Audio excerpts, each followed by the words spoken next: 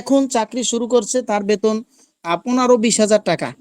10 বছর, 20 বছর, 25 না, তার বেতন 40 হাজার ধরলাম আমি, যে 10 বছর, 20 বছর, 30 বছর পরে তার বেতন হবে 40 হাজার টাকা।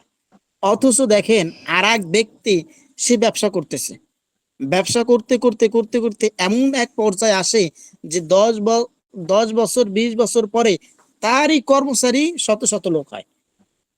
সে একজন লোক যে চাকরি করে, সেই চাকরিতে কর্মচারী যদি 20 জন থাকে, 100 জন থাকে, আর আরেক ব্যক্তি সফলভাবে উদ্যোক্তা হতে চায়, ব্যবসা করতে চায়, ব্যবসার ভিতরে সে পরিপূর্ণ ধাপিত হয়, হওয়ার পরে দেখা যায় 10 বছর, 20 বছর পরে তারই ব্যবসায় তারই লেবার হিসেবে 10-12 জন, 15-20 জন কাজ করে। পুরো কথা ক্লিয়ার বুঝতেছেন ভাই? জি। তাহলে দেখেন ভাই, চাকরি দেখেন, চাকরি আপনি করেন, চাকরি করলে 10 বছর, 20 বছর, একটা জিনিস দেখবেন যে চাকরির টাকা যতটুকু ততটুকুই হয়, এর বেশি বাড়ে না। এর বেশি যদি বাড়ে তাহলে হয় টেবিলের তল থেকে, নিচ থেকে, অথবা অন্য কোনো মাধ্যমে টাকা বাড়ে, কিন্তু ওই চাকরির মাধ্যমে তার টাকা বেশি বাড়ে না। কিন্তু যে ব্যক্তি উদ্যোক্তা, যে ব্যক্তি সফল ব্যবসায়, তার দেখবেন দিন দিন দিন দিন তার চাহিদাও বাড়তেছে, তার ব্যবসাও বাড়তেছে, তার লেবারেরও প্রয়োজন হইতেছে, তার কর্মচারীরও প্রয়োজন হইতেছে। তাহলে আমরা কি করি? আমরা এই ব্যবসার দিকে না যাইয়া আমরা সবাই চাকরির দিকে ধাপিত হই।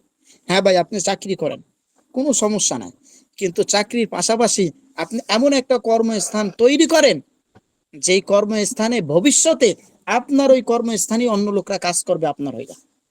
এরকম একটা উদ্যোগ নেন যে আমি জীবনে কি করছি।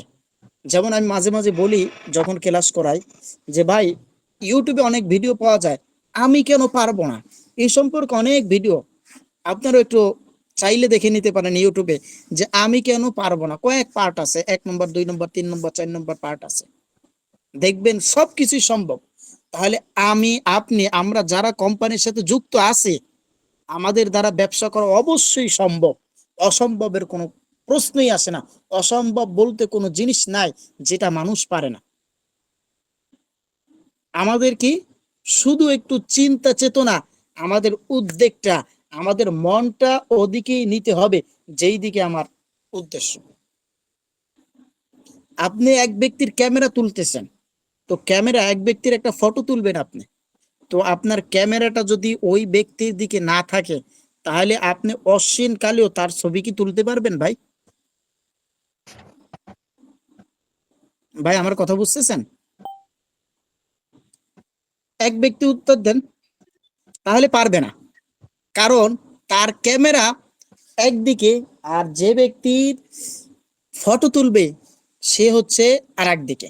তাহলে আমাদের উদ্দেশ্য যদি অন্য দিক থাকে, তাহলে ব্যবসা আমাদের হবে না, সফল হইতে পারবো না। আর আমাদের উদ্দেশ্য যদি ঠিক ওই ক্যামেরার মতো হয়, যে আমি তারই ফটো তুলবো, আমি এক জায়গায় তীর মারতেছি, আমার লক্ষ্যবস্তু ওই তীরের আঘাতের স্থানেই লক্ষ্যবস্তু হইতে হবে, ওই জায়গায় মন স্থির করতে হবে যে আমার তীরটা সরাসরি ওই জায়গায় যাইয়া লাগবে। তাহলে কি হবে?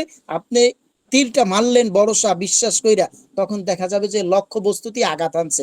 আপনার যদি লক্ষ্যবস্তু থাকে যে আমি চাকরি করতেছি, চাকরির পাশাপাশি আমি ব্যবসা করতেছি, তাহলে অবশ্যই ব্যবসায় আপনি সফল হবেন ইনশাল্লাহ।